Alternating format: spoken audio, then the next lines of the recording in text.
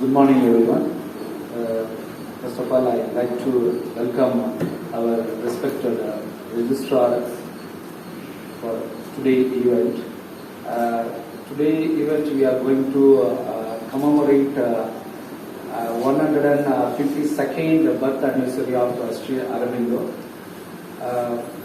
Sir, I welcome you, sir, and I welcome our resource person, Richard Hartz, from Archives of Aurobindo Ashram, and I welcome our senior professor, Dr. Shantakumari, and Department of Philosophy, and I welcome our Dr. Father Jonas, head and Ascanda Chair of Asian Christian Studies, and I welcome our senior professor, Dr. Indra, and I welcome our professor from psychology department, and my dear students and research scholars. I welcome you one and all. Before I'm going to introduce a speaker, I want to say a few words about our respected Registrar. Sir, we are very honored to invite you. For me, it's a great pleasure and honor to introduce you. Sir, you are distinguished award the area of isotope geochemist, whose nearly 2 decades of academic excellence have illuminated the Earth's evolution, and his groundbreaking research spans diverse terrains from the ancient rocks of South India to the tectonic complexities of Ladakh. With 18 years of dedicated teaching, you are a pillar of knowledge in crystallography, mineralogy, isotope geology, and global tectonics, making them invaluable asset to both the university and the broader academic community. So most of the time, whenever I am approaching you without any hesitation, you are accepting our invitation, and also though you have many busy schedule, so you are coming and making your presence at the department event. So in that way, we are very sir, thank you so much. I welcome you. And also our resource person here, Richard Hartz, is been awarded recently Sri Aurobindo Puducherry from Sri Aurobindo Bhavan, Calcutta. From Calcutta, he has been awarded 2024 as a Aurobindo Puducherry.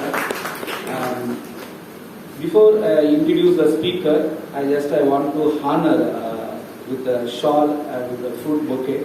I invite Madam Shantakumari to honor our registrar with the shawl and the bouquet. Hey guys, shawl please.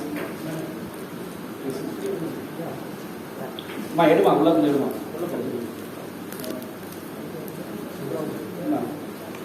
Shawl.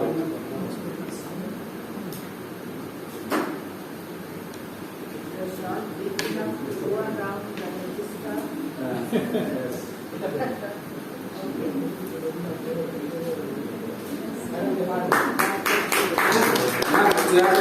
Photograph.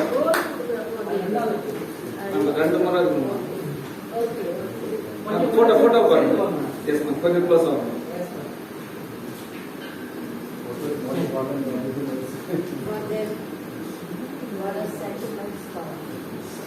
I welcome our father to honor our resource person.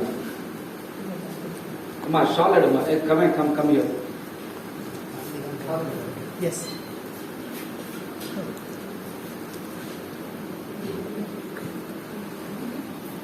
Who start before you?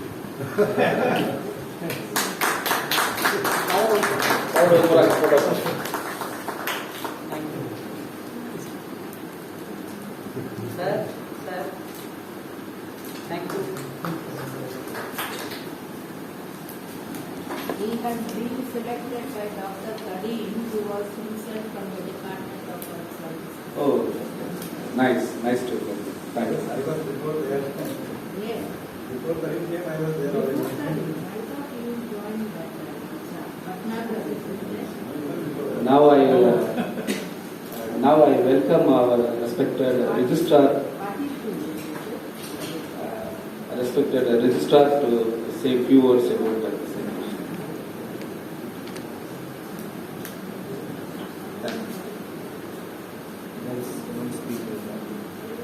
Thank you, Dr. Velmurugan, for the introduction.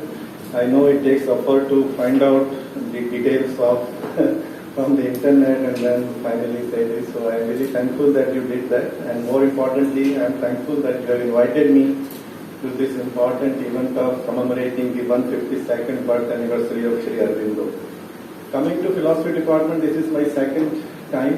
Last year also I was lucky enough to got invited to one of the events, and that time I was sharing the stage, the dais with another stalwart of the Aurobindo thoughts, and I am very happy that today I am sharing the same stage with another very big renowned personality on the Sri Aurobindo thoughts. So as Dr. Velmurugan has already introduced me as an outsider to the philosophy, and let me confess that coming to philosophy department is a very, I would say, I consider it very important, and at the same time, I also consider it in some way a bit intimidating as well, because in my opinion, the philosophy is the highest level of any knowledge making, knowledge creation, or the highest level of thought mankind can aspire to reach. So in that way, coming in front of the philosophy students, all those bright students who have chosen to take up this discipline, that requires that you should have some kind of intellectual standard to speak before the philosophy students and the people who are accomplished philosophers. So I'm aware of that limitation of mine, but I also consider that having said this, that the philosophy is the highest level of thought a person aspires to reach, I would also say that no matter from whatever different subject disciplines we come from.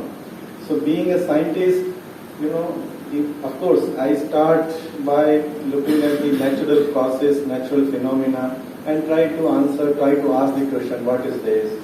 How does it come about? Why these kind of things are taking place? In the context of the world around me, world around us. So that is the question.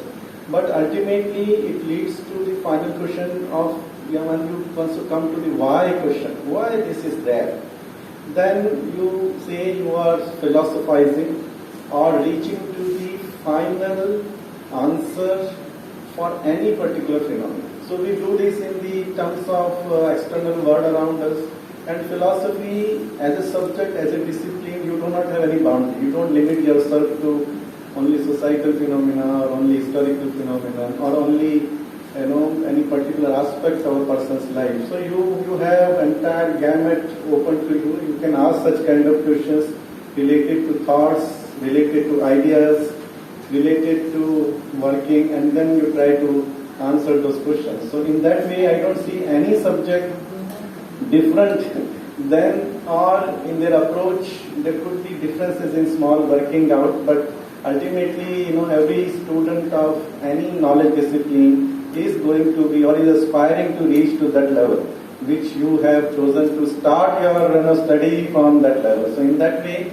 I am justifying myself to be here and also speaking on this particular, in this particular function, which is of course to listen to Mr. Richard Hartz. But just looking at the title, I was just wondering, and I was trying to understand the title as Sri Aurobindo as a transcultural thinker. And I was wondering, does it mean that this title forces us to actually get deeper into the thoughts of Aurobindo? Because superficially it would appear that he is an Indian or Eastern philosopher, has some kind of different questions to answer, different way of looking at the things. But I consider that is only a superficial level. Because if you go to any philosopher's core ideas, I think it is obvious that philosopher by nature of the work has to be transcultural. Because no matter what society, culture word when it comes, it is in the context of society. If I am not wrong, my understanding is not wrong, it is the historical evolution of a particular society in isolation to the other society that a culture evolves. So if you look at the culture from that definition, that it is in context of the society, there could be some superficial differences between society to society, which you can say cultural differences.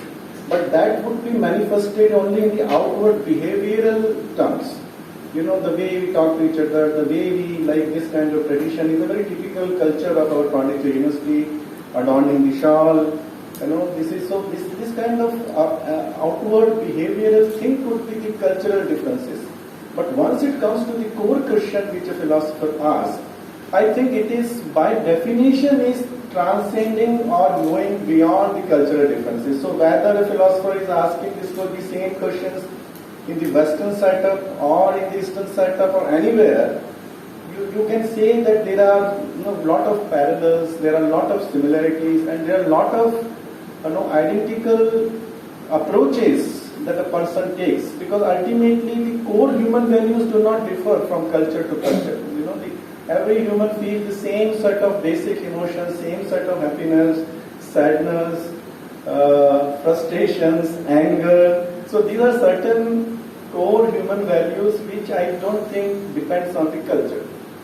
So in that context, I was just wondering, probably this title is chosen so that we can force ourselves to go to go beyond the superficial aspects of Sri Aurobindo's thought. So I am just using this word superficial because I come from the outside the domain of the philosophy. Sometimes when we read, or a person like me who reads the Life Divine or the Human Cycle, this kind of works, we would say, no, he is only talking about the Indian society, he is only talking about the person set in India. But once you read it again and again and you try to think about it, you would realize that this kind of ideas that Sri Aurobindo has given can transcend any time beyond the cultural setup.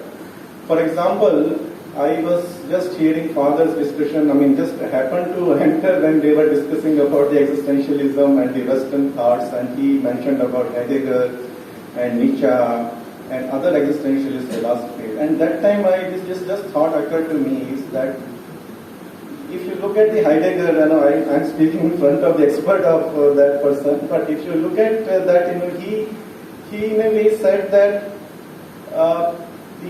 the man's existence from birth to death, if you look at only that span, and you may accomplish anything, you may do whatever it be, but ultimately it comes to be nothing. So they lead to kind of absurdism, that ultimately what is the meaning of the life? You do a lot of things, you happen to doing, I'm great, I'm this, I'm that, but ultimately what? You will be dead. Sooner or later you will not be there. So then he takes this thought beyond, and Nietzsche also, and then maybe I can even add the name of Albert Camus to this, who of course has given a different twist to it, and he said that it is actually liberating thought. Instead of going toward the pessimism that ultimately it comes to nothing, you will be dead. You may say my work will be remembered after me, or my legacy will be there, but for you it is over. So sometimes it leads to the pessimism, what is the use, meaningless life, absurdism, but Albert Camus takes, no, this is a liberating thought actually. Then you can construct your own meaning. And as long as you believe in your own constructed meaning, you can still enjoy, even knowing that ultimately you are going to be dead. Now, if you juxtapose those kind of Western philosopher thoughts with the Aurobindo's thought, I am again daring to speak something in front of this stalwart of Aurobindo thought. In my opinion, what he says is that these kind of thoughts which Nietzsche or Heidegger or Albert Camus or maybe Jean-Paul Sartre, these people say, of course he did not know about that, but in context of the thoughts I am telling, these kind of things only emerge when you look things only from the external perspective, only from the material perspective. So if your actions, everything, if you look in the materialistic point of view, then probably this is what emerges out. But then he says that ultimately materialistic thing, man's life, actions and the entire cosmos is a manifestation of some divine. And your meaning should be to reach that divine which you can do only by going within yourself. So this is what I think is the message which Aurobindo tried to give, or his ideas which was trying to come. Of course, when you hear Richard Hartz, I mean, then you will realize where I was going wrong. But if that is so, in a way you can say this is another meaning constructed by Sri Aurobindo. So this is also, one can say, it is a construct which says a man can aspire or can try to achieve that divineness which actually is manifested in the entire cosmos, including man, material and the thoughts. So he says that if you remain only at the realm of thoughts, if you think that, okay, I have understood everything, I am not materialistic, I am detached, but still you are in the realm of the thought only. You think that you are detached, you think that you are, you don't care about the materialistic thing, but still you have not reached to the divinity. And that is the unifying. So he actually talks about the unified man, unified living, which is actually unifying your own living with the divine which is manifested everywhere around you. So this is, I would say, is a little higher than what Western at that time, if I am just trying to compare the contemporary thought on whichever I am aware of, then it appears that it is going a way higher than that. On the other hand, from that angle, one can also argue this is another construct, another meaning, effort to construct. But whatever you look at it, it gives you a lot of motivation as well as lot of new ideas that what does actually it mean. How do I try to go even deeper than the realm of the thought? Because people like us who think that I am thinking deeply, and then we feel very happy that okay, I don't care about material. But then Aurobindo says no. Still you are in the realm of thoughts which is related to the many material thing unless you unify yourself from the overall divine. So this is something which I thought related to the transcultural thing. I think it is anyway beyond cultural settings. It is anyway transcultural thing, and I would say all those who are here today, listening to, going to listen to Richard Hartz are real lucky ones. Very rarely, we keep reading, but when we read, we have our own ideas, but listening the same thing from the other perspective provides us new windows to see deeper into the same text or the same thoughts that we were going through. So you are very lucky people who are here today. I congratulate you all. I am very happy that Father John is there, Madam Shanta Kumar is there, Madam is there. So thank you very much for inviting me again. And I am saying again you are lucky because I also want to say that I am not that lucky person. I may have to leave in between, so I apologize in advance. If I have to leave it, please excuse me because of the other commitment, but I will try to stay as long as, because this is my interest to listen to him as well. So thank you again and enjoy the talk. Thank you.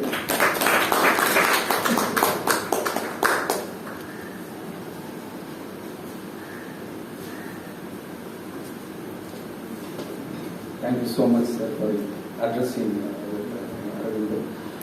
Now I invite our second year MA student, Mr. Joliu, to introduce our resource person.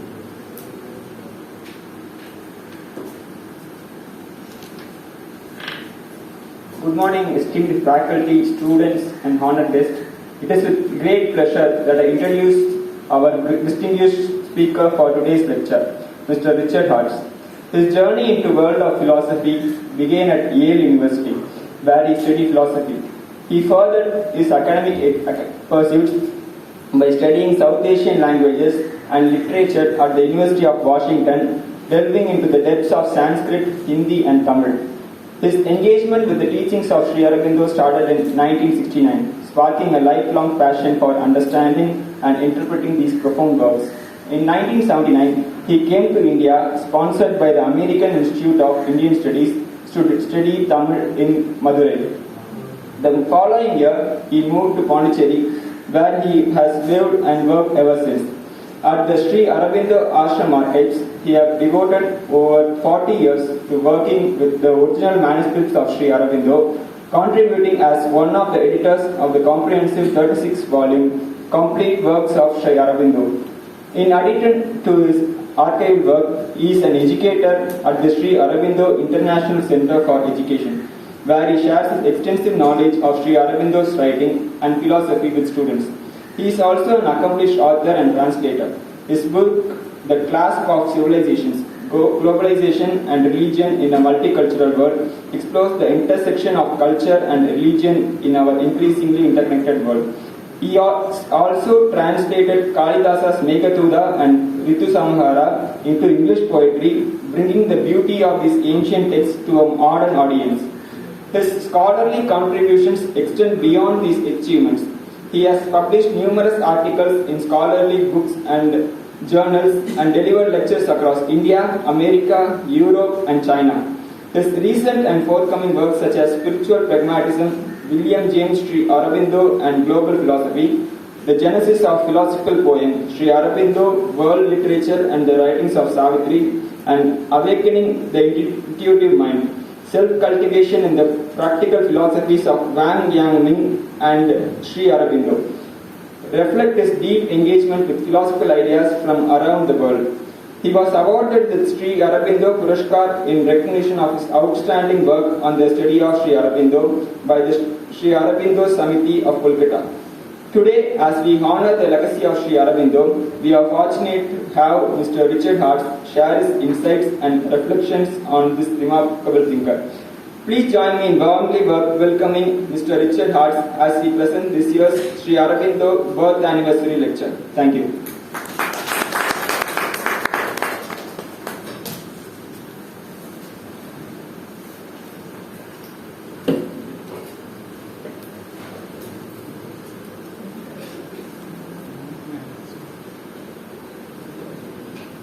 Thank you for this introduction, and thank you for the very perceptive remarks that we heard. And thank you, Professor Velmurugan, for inviting me to give this talk today.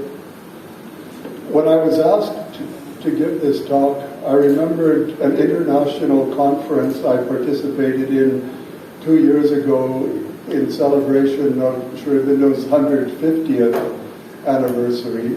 This conference was in Paris at the École Normale Supérieure, and it was called Aurobindo Ghos, Sesquicentennial of a Transcultural Thinker. So I have taken the same topic, Sri Aurobindo as a transcultural thinker, as the subject for my talk today. The term transcultural describes an aspect of Sri Aurobindo which makes him relevant not only to India, but to the increasingly interconnected world we live in. He was a pioneer of a kind of thinking that transcends cultural boundaries. But his transculturalism does not in any way diminish his Indianness. On the contrary, it is part of the Indian genius that it tends to break down cultural barriers. Outside of India, Sri Aurobindo's philosophy is only beginning to receive the recognition it deserves. I suspect that this is partly due to its transcultural as well as transdisciplinary character, which makes it difficult to categorize. Yet it seems to me that such visionary thinking, which does not confine itself to the limited perspective of a single civilization, is something the world needs today. It has to be kept in mind that Aurobindo's formative years from the age of 7 were spent in England. It was only after his studies at Cambridge that he returned to India in 1893 at the age of 20. As a result, he learned not only English, but Latin, Greek, French, and other European languages before he knew any Sanskrit or even Bengali. This multilingual as well as multicultural background had consequences for the later development of his thought, which includes work on the philosophy of language and theory of translation. Broadly, one could say that in the course of his 78 years on Earth, Sri Aurobindo's life and thought passed through three main stages. His focus was first on Europe during his youth in England, then on India and Asia during his years as a professor in Baroda and a freedom fighter in Calcutta, then finally after his arrival in Puducherry in 1910 on humanity and beyond. Sri Aurobindo's major philosophical writings were originally published for a transcontinental readership in a journal whose declared aim was, quote, to feel out for the thought of the future, but also to link it to the best and most vital thought of the past. A good illustration of the transcultural nature of this project is Sri Aurobindo's series of essays on the pre-Socratic Greek philosopher Heraclitus. It is especially instructive to juxtapose the series on Heraclitus with another series which Sri Aurobindo was writing and publishing at the same time, Essays on the Gita. Let me start with Essays on the Gita, where one might expect to find a more Indian and less transcultural orientation. It begins with a chapter entitled Our Demand and Need from the Gita, where Sri Aurobindo explains the principle of his hermeneutics. But who is the we referred to in this title? In earlier writings, Sri Aurobindo had occasionally referred to us Hindus, but the first readers of Essays on the Gita were scattered over 4 continents and were by no means all Hindus. So we could only mean all of us as human beings. Significantly, the first words of Essays on the Gita are the world. Let me read a few sentences of the opening passage. The world abounds with scriptures, sacred and profane, with revelations and half-revelations, with religions and philosophies, sects and schools and systems. To these, the many minds of a half-right knowledge or no knowledge at all attach themselves with exclusiveness and passion, and will have it that this or the other book is alone the eternal word of God, that this or that philosophy is the last word of the reasoning intellect. Sri Aurobindo continues, mankind seems now indeed inclined to grow a little modester and wiser. We no longer slay our fellows in the name of God's truth. We are beginning to look at other religions and philosophies for the truth and help they contain. But we are still apt to declare that our truth gives us the supreme knowledge which other religions or philosophies have missed or only imperfectly grasped. And we are still prone to force upon ourselves or others the whole sacred mass of the book or gospel we admire. It may therefore be useful in approaching an ancient scripture such as the Veda, Upanishads, or Gita to indicate precisely the spirit in which we approach it and what exactly we think we may derive from it that is of value to humanity and its future. End of quote from the opening paragraphs of Essays on the Gita. Let us turn now to a passage in the 5th chapter of Essays on the Gita entitled Kurukshetra. Here Sri Aurobindo is explaining the symbolism of the battlefield which provides the context for the philosophical and spiritual teaching of the Gita. He writes, war, said Heraclitus, is the father of all things. War is the king of all. And the same, like most of the apothegms of the Greek thinker, suggests a profound truth. From a clash of material or other forces, everything in this world, if not the world itself, seems to be born. By a struggle of forces, tendencies, principles, beings, it seems to proceed, ever creating new things, ever destroying the old, marching one knows not very well whither, to a final self-destruction, say some, in unending vain cycles, say others, in progressive cycles is the most optimistic conclusion, leading through whatever trouble and apparent confusion towards a higher and higher approximation to some divine apocalypse. Aurobindo continues, ancient thought accepted this starting point so far as it could see it by scrutiny of the universe. The old Upanishads saw it very clearly and phrased it with an uncompromising thoroughness which will have nothing to do with any honeyed glosses or optimistic scuttlings of the truth. Hunger that is death, they said, is the creator and master of this world. The eater eating is eaten. This is the formula of the material world, as the Darwinians rediscovered when they laid it down that the struggle for life is the law of evolutionary existence. Nietzsche's insistence upon war as an aspect of life and the ideal man as a warrior, the camel man he may be to begin with, and the child man hereafter, but the lion man he must become in the middle if he is to attain his perfection. These now much decried theories of Nietzsche have, however much we may differ from many of the moral and practical conclusions he drew from them, their undeniable justification, and recall us to a truth we like to hide out of sight. We must see first what life and the world are. Afterwards, we can all the better set about finding the right way to transform them into what they should be. End of quote from the 5th chapter of Essays on the Gita. Here, in the course of 3 paragraphs of a commentary on the Gita, Aurobindo mentions Heraclitus, the Upanishads, Darwin, and Nietzsche, bringing together Europe and Asia, ancient and modern. His subject is not merely an ancient Sanskrit text, but life and the world as they are now and as they could one day become. In the same month as he wrote and published the chapter on Kurukshetra, Aurobindo also began a series of essays on Heraclitus. This could be called a work of comparative philosophy. From beginning to end, it juxtaposes ancient Greek and Indian thought.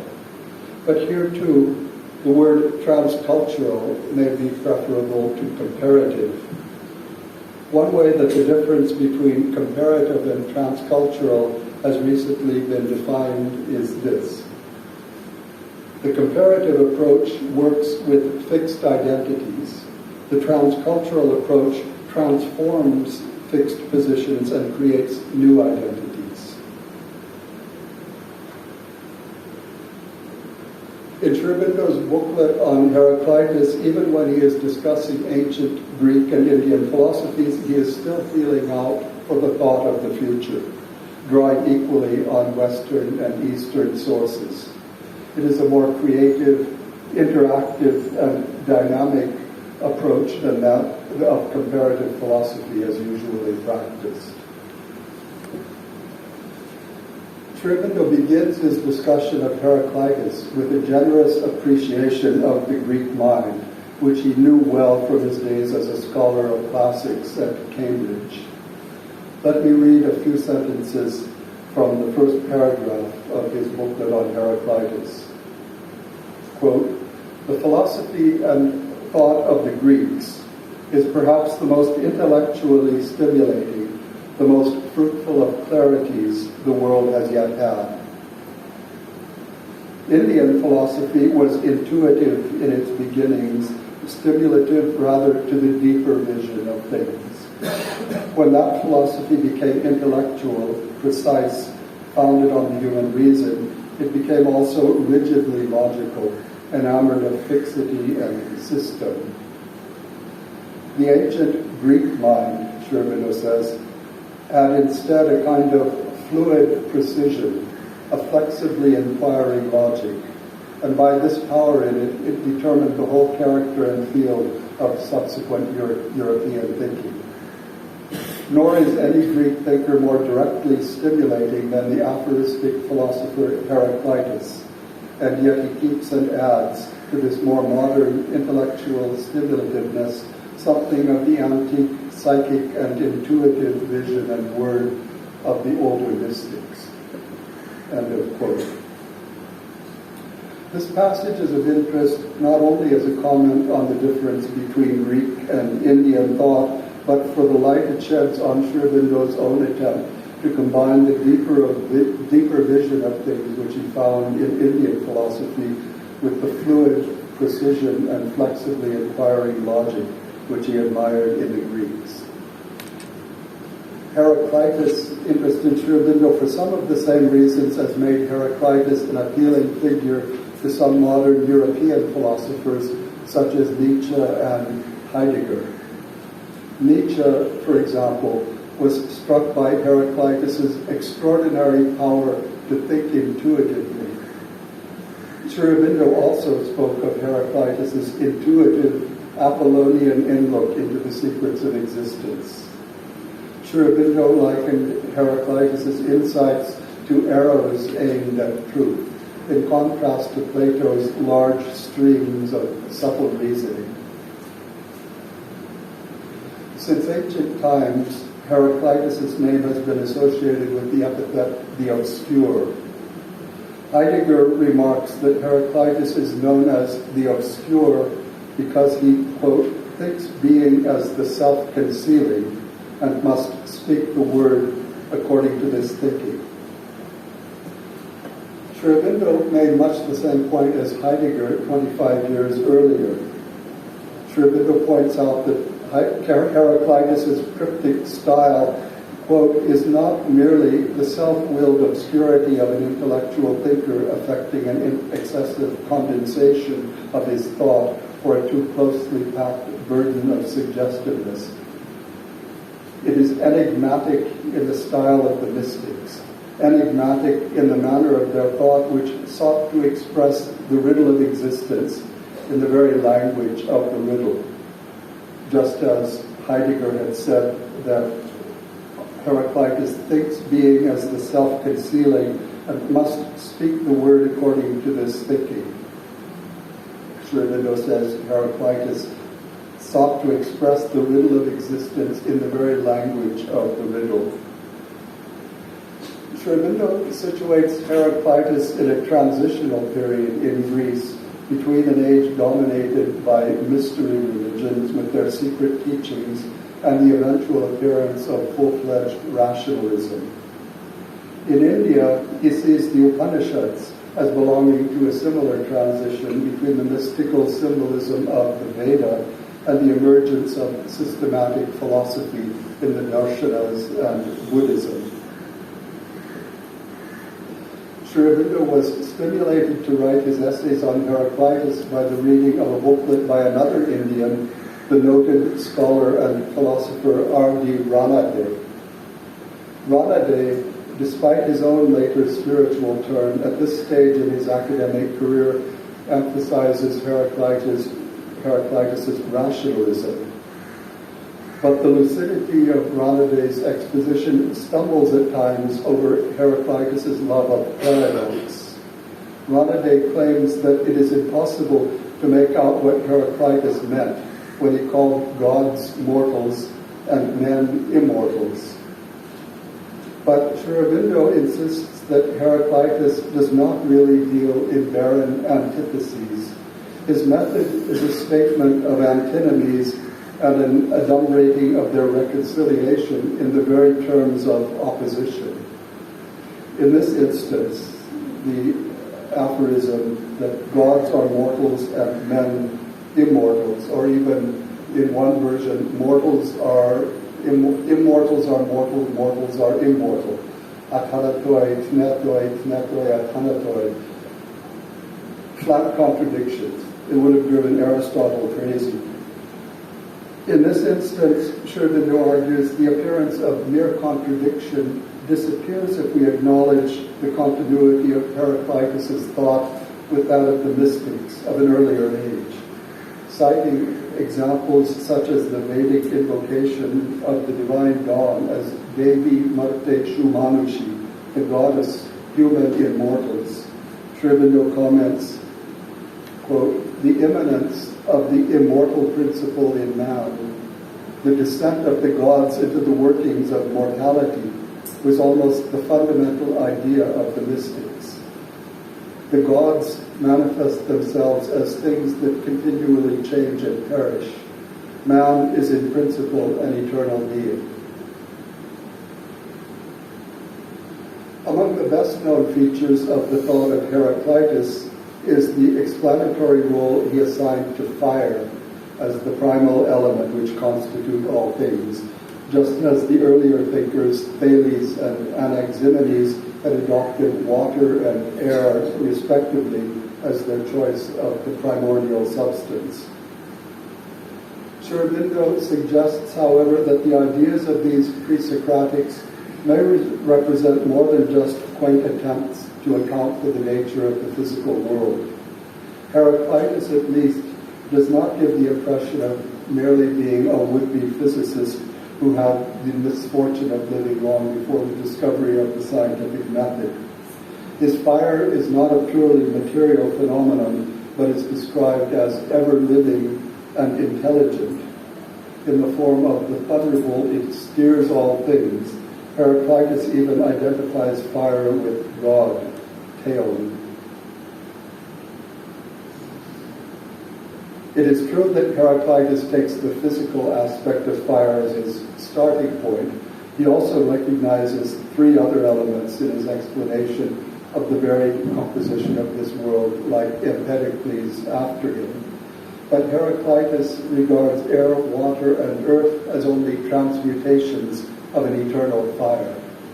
In this respect, as Aurobindo observes, the early Greek approach to understanding matter was not unlike that of the Sankhya school of philosophy in India. Aurobindo writes, the old Greek thinkers conceived of cosmic substance as possessed of four elements, omitting or not having arrived at the fifth, ether, in which Indian analysis found the first and original principle. In seeking the nature of the original substance, they fixed then on one or other of these four as the primordial nature, one finding it in air, another in water, while Heraclitus, as we have seen, describes or symbolizes the source and reality of all things as an ever-living fire. No man or God, he says, has created the universe, but ever there was and is and will be the ever-living fire.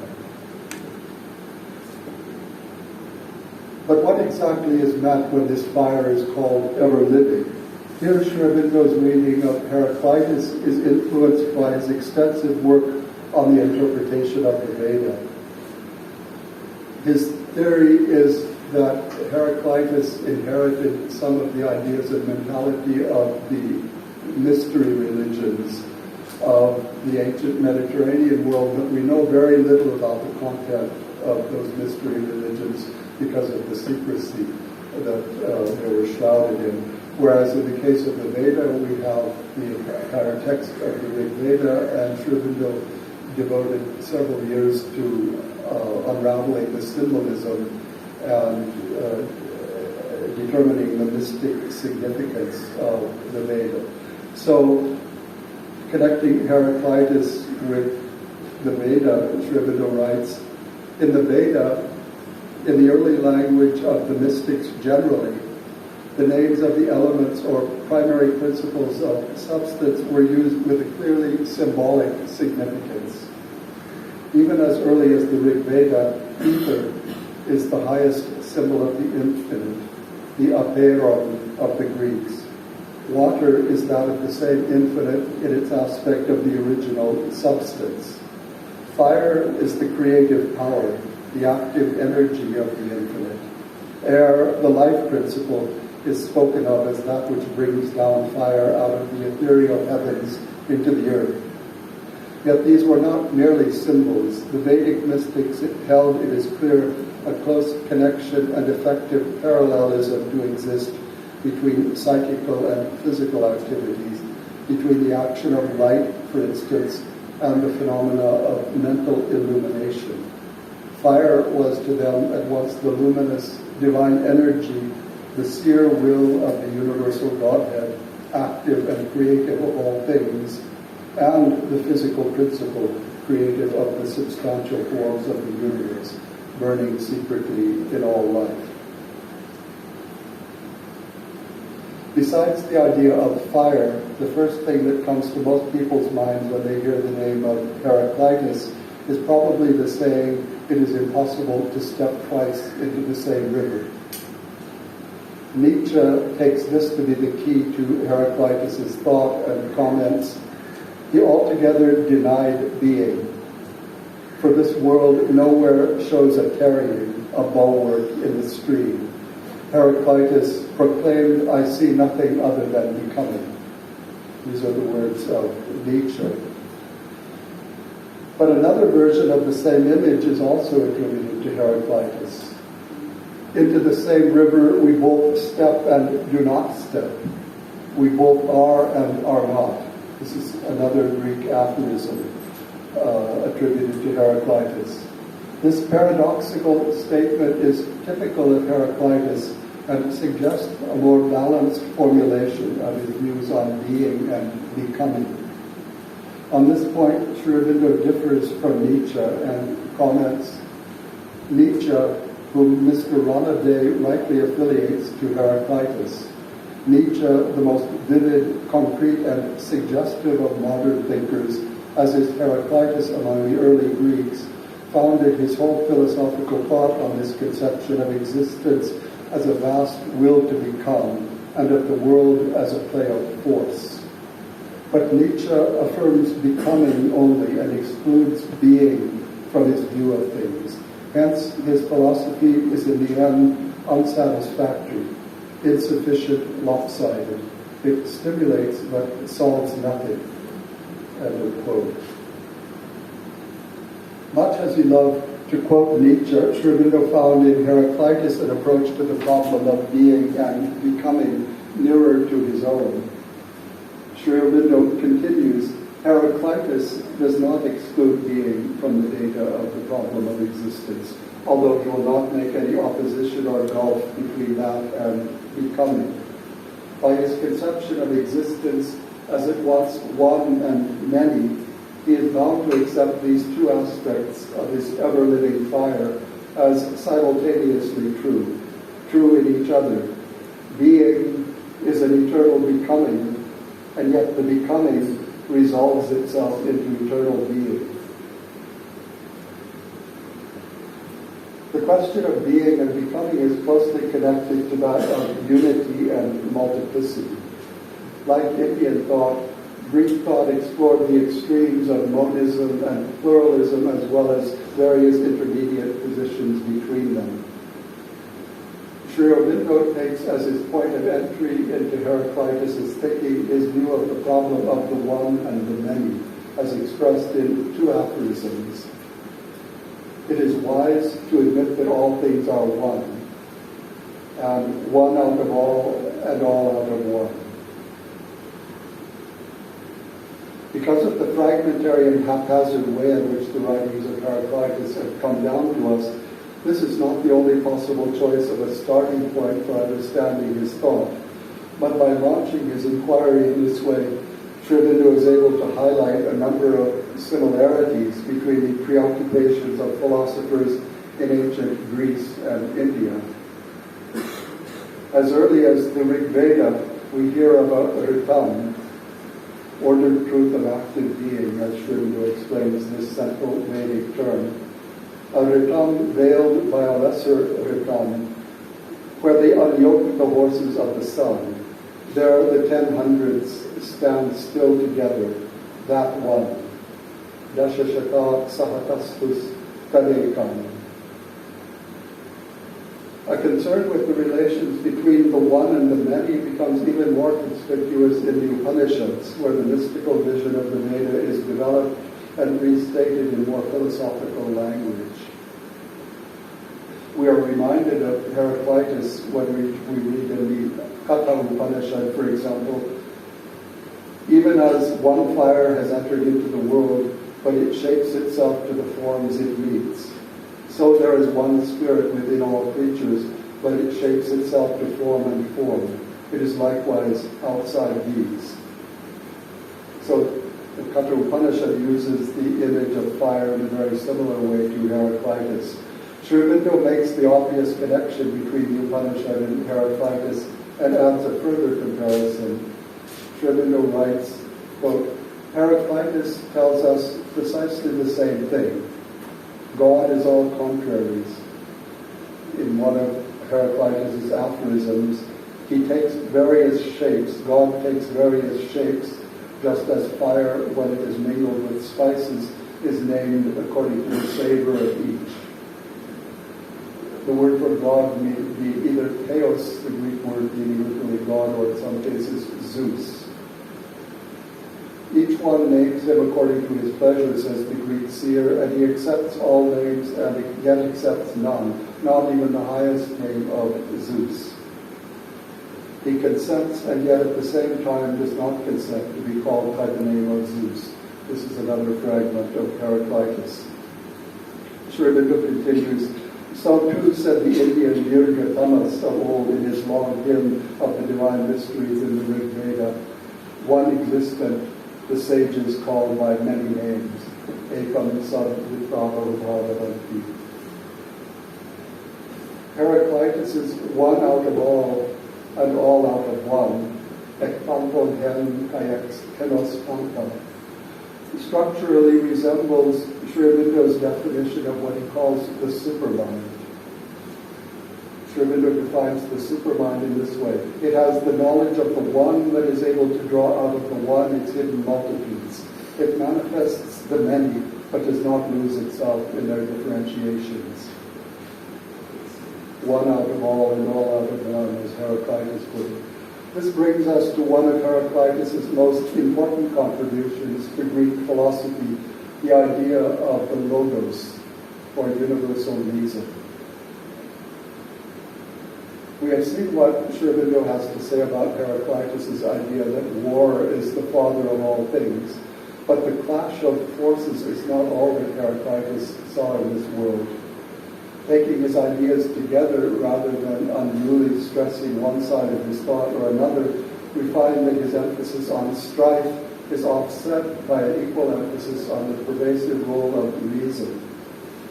According to Heraclitus, Sri Aurobindo points out, all indeed comes into being according to strife, but also all things come into being according to reason. Kap erin in Greek, but also kapeton logon, according to reason, logos. Sri Aurobindo comments, what is this logos? It is not an inconscient reason in things, for it is also an intelligence. Let us say then that it is an intelligent force which is the origin and master of things. Nor can this logos be identical in its nature with the human reason, for that is an individual and therefore relative and partial judgment and intelligence, which can only seize on relative truth, not on the true truth of things. But the logos is one and universal, an absolute reason, then, combining and managing all the relativities of the many. Sri Aurobindo incorporated this interpretation of the word logos in his own philosophical terminology, quite apart from his writings on comparative philosophy. In his major work on spiritual practice, the synthesis of yoga, for example, Sri Aurobindo employs the word logos in an explanation of what he means by supermind. There he writes, the infinite, we may say, organizes by the power of its self-knowledge the law of its own manifestation of being in the universe. The intelligence, to give it an inadequate name, the logos, that thus organizes its own manifestation. He finds the word logos more adequate than the English word intelligence. The logos that thus organizes its own manifestation is evidently something infinitely greater than the mental intelligence, which is to us the highest realized degree of expression of consciousness. It is this intelligence, infinite in itself, but freely organizing its self-creation and its works, that we may give for our present purpose the name of the divine supermind, or gnosis. Sri Aurobindo's use of the term logos may well have been influenced by developments in ancient philosophy subsequent to Heraclitus himself, especially among the Stoics. But in these essays, Aurobindo is concerned with highlighting Heraclitus' relevance to us, perhaps even more than with strict historical accuracy. After approvingly citing an allusion by Rajneesh to the use of the word logos by the Hellenistic Jewish philosopher Philo of Alexandria, Aurobindo writes, quote, Heraclitus might not so have phrased it, might not have seen all that his thought contained, but it does contain this sense what his different sayings are fathomed and put together in their consequences.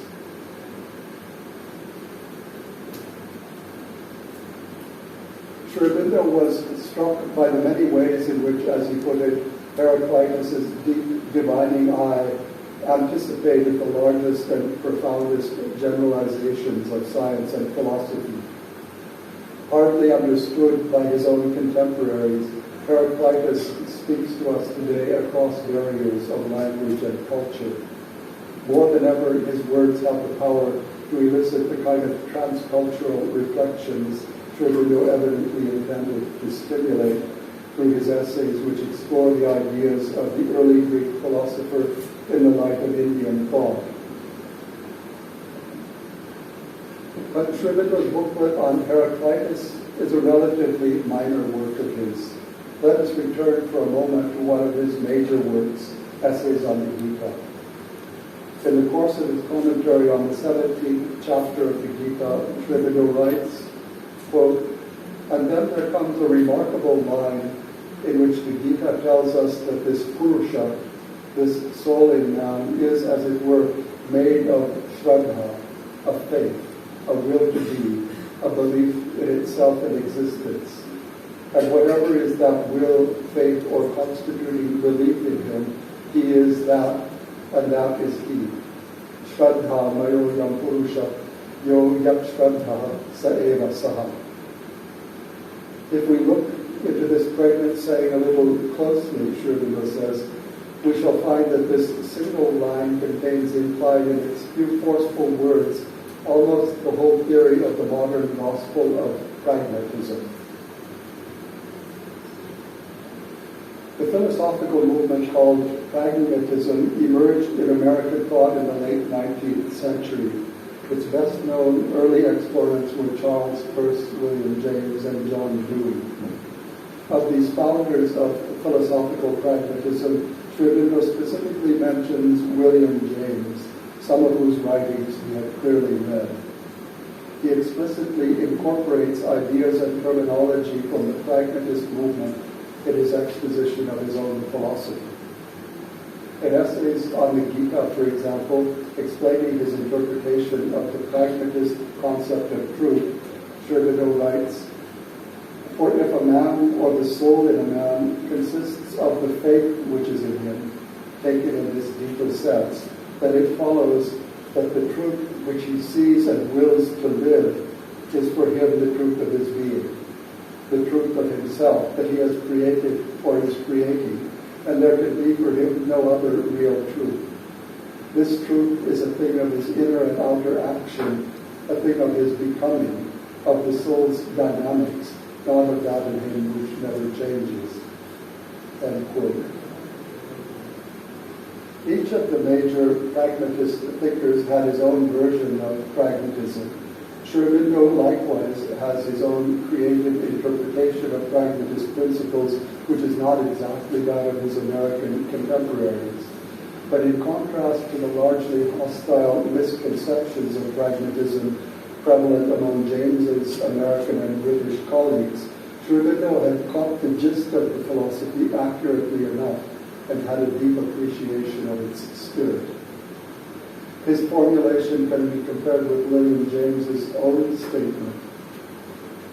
This is William James writing. Reality, we naturally think, stands ready-made and complete, and our intellects supervene with the one simple duty of describing it as it is already.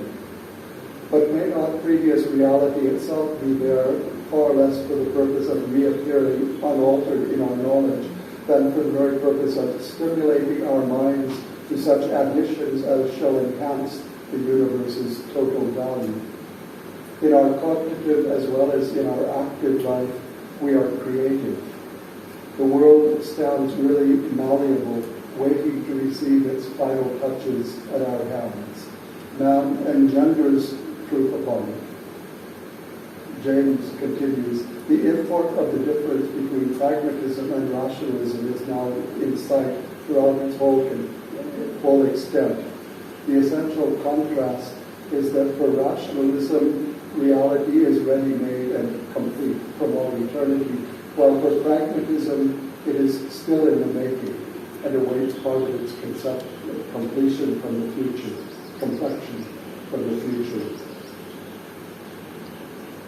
Aurobindo sums up his understanding of the pragmatist notion of truth as not something self-existent and immutable, but created in our process of becoming, in a passage in which he almost quotes James's well-known, though often misunderstood phrase, the will to believe. Aurobindo writes, a man is what he is today by some past will of his nature, sustained and continued by a present will to know, to believe, and to be in his intelligence and vital force. And whatever new turn is taken by this will and faith active in his very substance, that he will tend to become in the future. We create our own truth of existence in our own action of mind and life, which is another way of saying that we create our own selves, are our own makers. End quote. A central feature of the pragmatic view of philosophy is that it evaluates ideas in terms of the difference they make to our lives.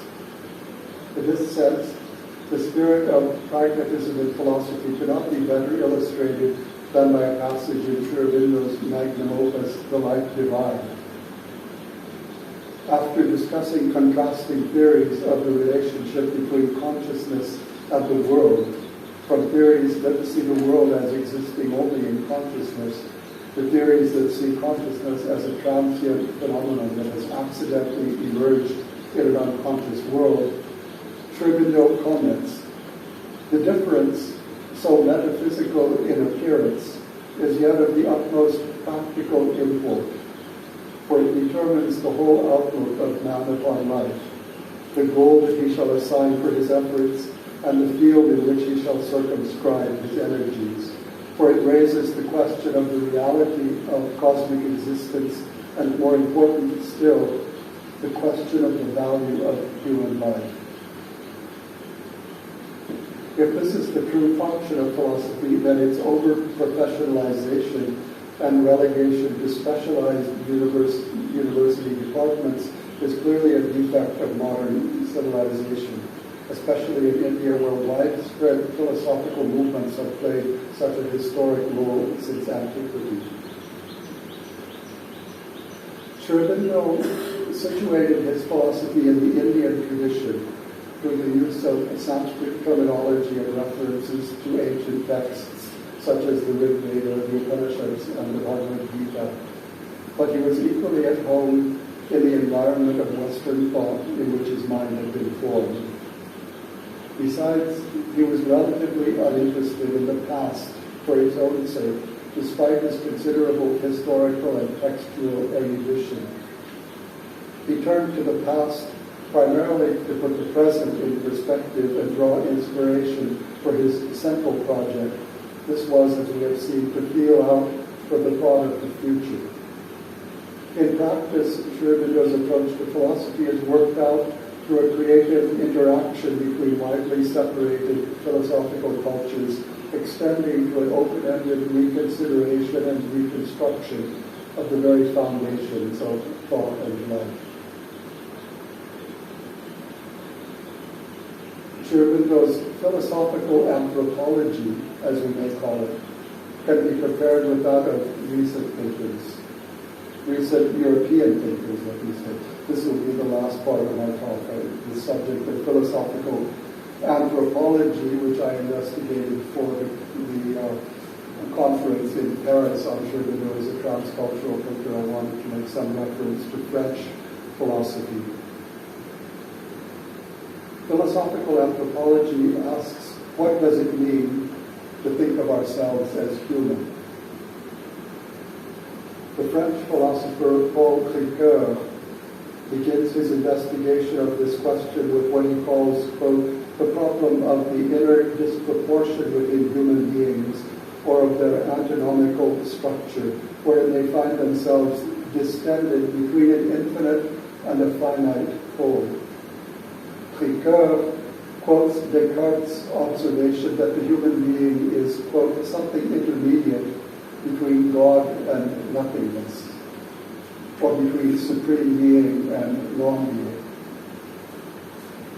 A keen awareness of the profound ambiguity of the human situation leads Ricoeur to intertwine a philosophy of the wounded, fragile, and fallible human with a philosophy of human potential, affirmation, and hope. Sri Aurobindo takes as the starting point of his philosophy a view of the human condition structurally similar to Ricoeur's. But for a previous formulation of this view, he goes back much further than Descartes and cites the hymn of creation in the Rig Veda. Sri Aurobindo translates verses from the Vedic hymn, quote, when universal being was concealed by fragmentation, then by the greatness of its energy, that one was born. The seers of truth discovered the building of being in non-being by will in the heart and by the thought. Their ray was extended horizontally. But what was there below? What was there above? Sri Aurobindo interprets what is below as the dark sleep of the subconscious, and what is above us as the luminous secrecy of the superconscious. The faculty in between is the conscious reason. This intermediate power is what now distinguishes our humanity, but it does not exhaust our possibilities. Elsewhere, Sri Aurobindo writes, quote, the limited and limiting mental reason is given power and leading for an organization of thought and action on the characteristically human scale, intermediate between the subconscious power of the spirit, organizing the life of the animal, and the superconscious power of the spirit, which becoming conscious can organize the existence and life of a spiritual supermanhood. By turning for insight to texts as ancient as the Veda, even as he alludes implicitly to Darwinian evolution and Nietzsche's Übermensch, Sri Aurobindo reminds us in another way of Ricoeur, who points out philosophical anthropology finds that a pre-philosophical understanding precedes it, allowing us to glimpse the birth of philosophy in the non-philosophical. Ricoeur continues, philosophy never begins absolutely. Before it exists, there is a complete language, that of myth, of symbol, which is already spoken of as an enigma, everything that philosophy could ever talk about in terms of reason. In his essays on Heraclitus, as well as in his commentaries on the Veda and Upanishads, Sri Aurobindo explores this question of the birth of philosophy in the pre-philosophical. He traces the antecedents of philosophy in India to the symbolic pre-philosophical mysticism of the Veda. At the same time, he envisages a super-rational, post-philosophical culmination of human evolution. Yet he does not minimize the role of philosophy in the long passage from the one to the other, from the pre-philosophical to the post-philosophical. In Europe and Asia, philosophy has developed along sometimes diverging, sometimes converging lines. Sri Aurobindo recognized the extent of the divergence, but looked beyond it to a rich and free convergence of what he regarded as two sides of the integral orb of humanity. Much more to be said about Sri Aurobindo as a transcultural thinker, but I believe the topics I have selected are representative. Some important areas I have not touched upon include Aurobindo's contributions to the philosophy of history, political philosophy, and philosophy of language, as well as his Pan-Asianism. In every way, he was a breaker of barriers, whether cultural or disciplinary. Thank you.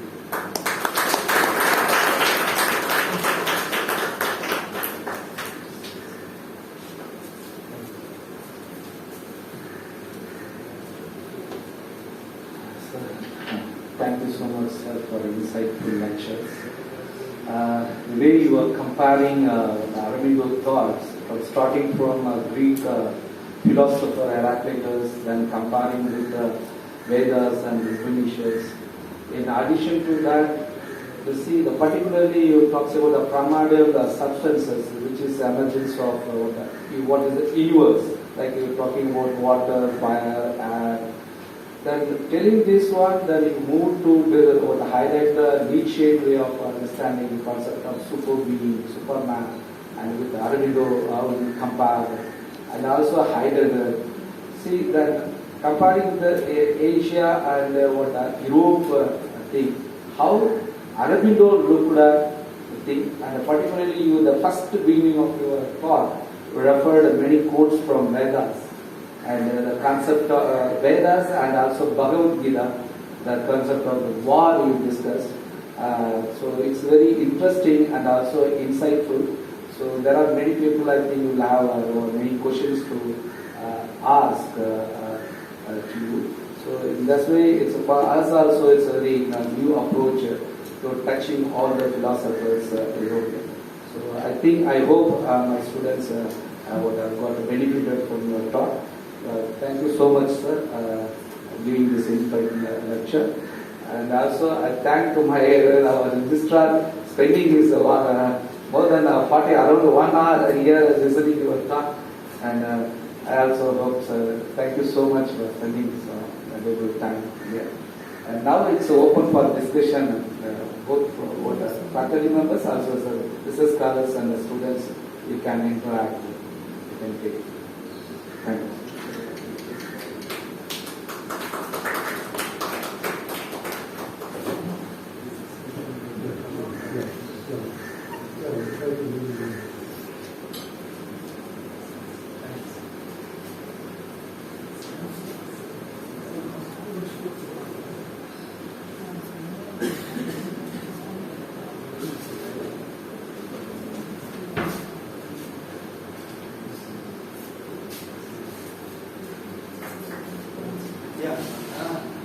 Firstly, I would like to appreciate for you to still come by and talk about Aurobindo and his thoughts over other philosophies.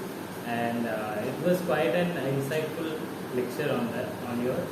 So my question would be, from the ancient Greek philosophy, why did he only choose Heraclitus?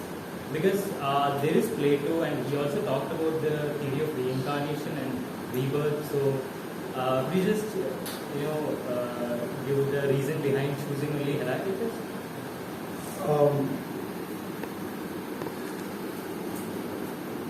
I should say a little bit more about the context in which the booklet on Heraclitus was written.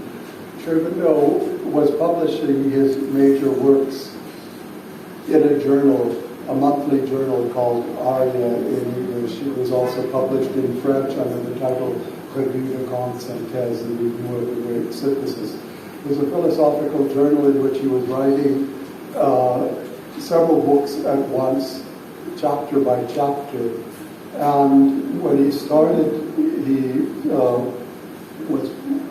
was co-editing it with the Frenchman Paul Richard, who had come from France, with Mira Alfassa, who was came to be known later as the mother. And so Aurobindo was writing 4 books to begin with: The Life Divine, which became his major philosophical work; Synthesis of Yoga, his major work on spiritual practice; The Secret of the Veda, and a translation and commentary on the Isha Upanishad, which, when it was finished, was replaced by a translation and commentary on the Kena Upanishad. So, but Paul Richard went back to France, so Aurobindo added, little by little, he added new titles in order to fill out the 64 pages of the journal, which had been promised to the subscribers every month. So he was writing, by 1916, when he began to write the series on Heraclitus,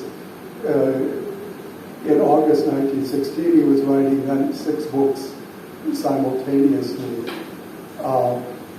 And he really didn't need another topic, but somehow the booklet by Rajneesh came into his hands. It had been published earlier the same year in 1916.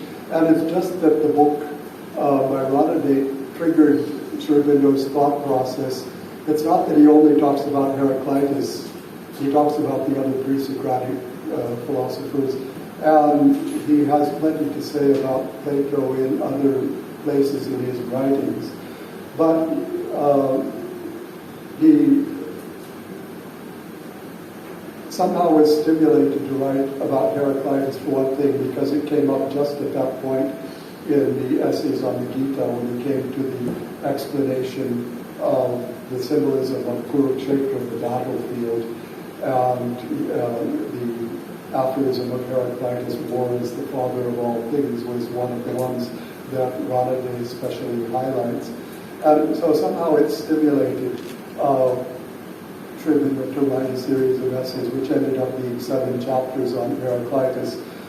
But it wasn't really a deliberate choice. It was partly circumstantial. If Rajneesh hadn't happened to publish his book on Heraclitus in that particular year, that it sort of fitted into what Aurobindo was doing at that time, he ended up writing. He did have an affinity for Heraclitus, but certainly there are other pre-Socratic Greek philosophers who are also very interesting. Parmenides, for example, and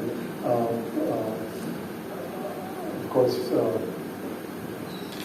Pythagoras, and several of the Greek philosophers which Aurobindo could have taken as a subject, but he had the advantages. Another thing one has to remember is that when he came down from Calcutta after spending a year in jail, Alipur jail from 1908 to 1909, and then he was out of jail for a few months, but he got word that he was, the British were considering a new case against him.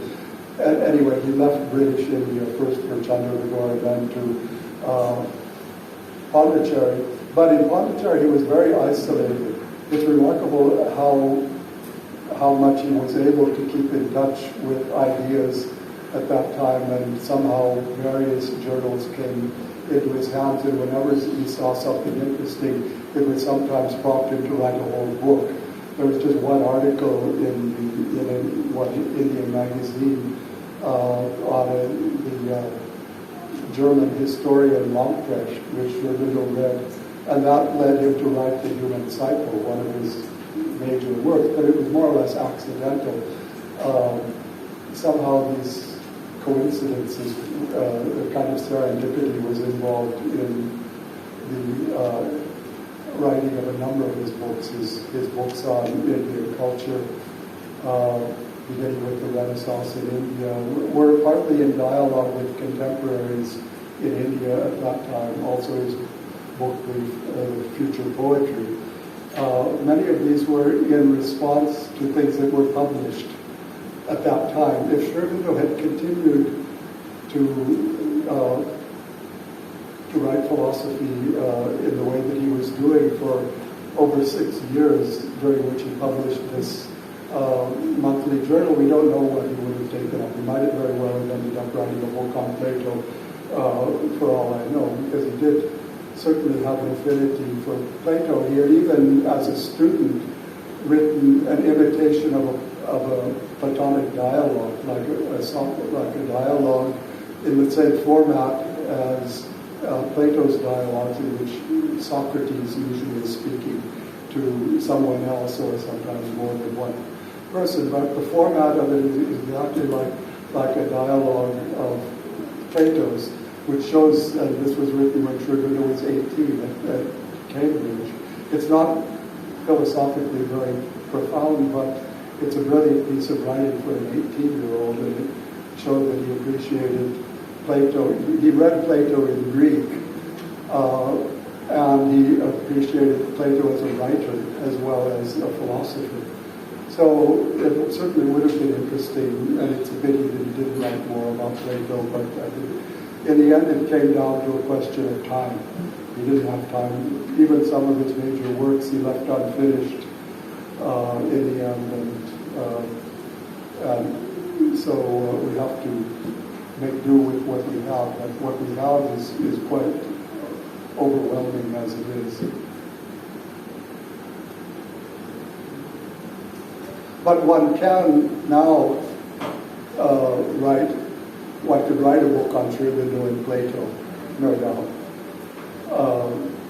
There's enough material to do that, and there's enough of a Platonic aspect of Aurobindo's thinking. The reality of ideas and ideals that have a greater reality than the material form in which they are expressed. Some of the basic aspects of Plato's theory of ideas, and also Aurobindo often refers to his theory of knowledge, anamnesis, the theory of memory, the knowledge is memory. Aurobindo draws on that frequently. There are quite a number of ideas of Plato which one can find if one searches through his writings.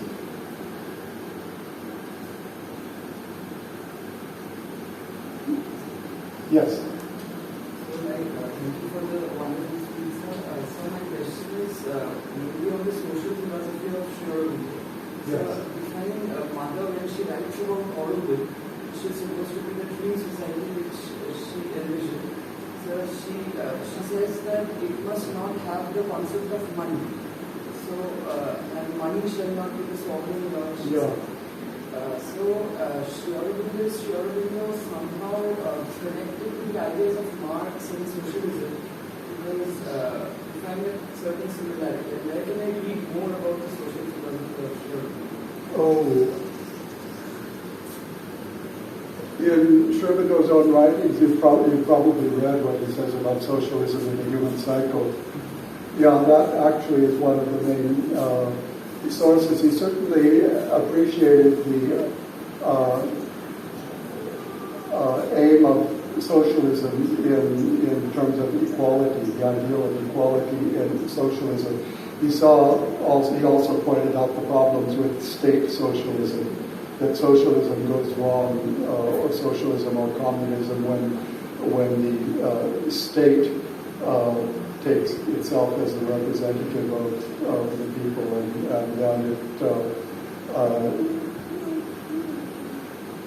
the search for equality in socialism comes into conflict with the need for liberty, freedom, which Aurobindo considered at least equally important. So he ends up examining these three ideas. They're the formula, the sort of mantra of the French Revolution: liberté, égalité, fraternité, liberty, equality, fraternity. He looks at how various political philosophies in the West have tried to translate these ideas into practice. He had the most affinity finally with anarchism, in the sense in which he understood it, that it's based on an attempt to base philosophy on the principle of fraternity or human unity, the sense of unity. So he talks about it also in the ideal of human unity. The ideal of human unity is another major work of his. Otherwise, it comes up,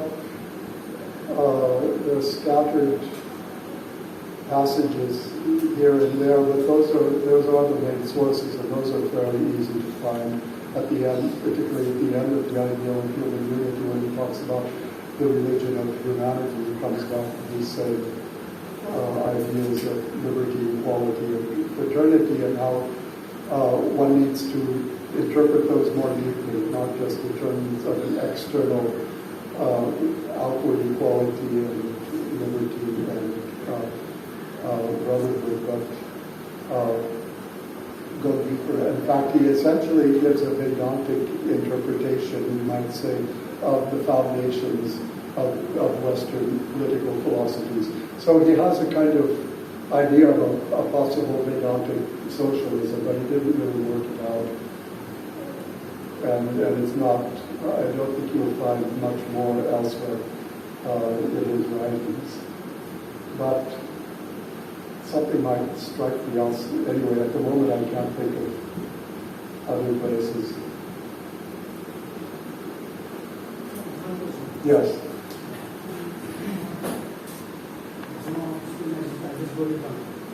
Is Indian philosophy perfect and timeless? That is the reason. This doesn't make any sense. Louder. Is Indian philosophy perfect and timeless? That is the reason. This doesn't make any more sense. Okay.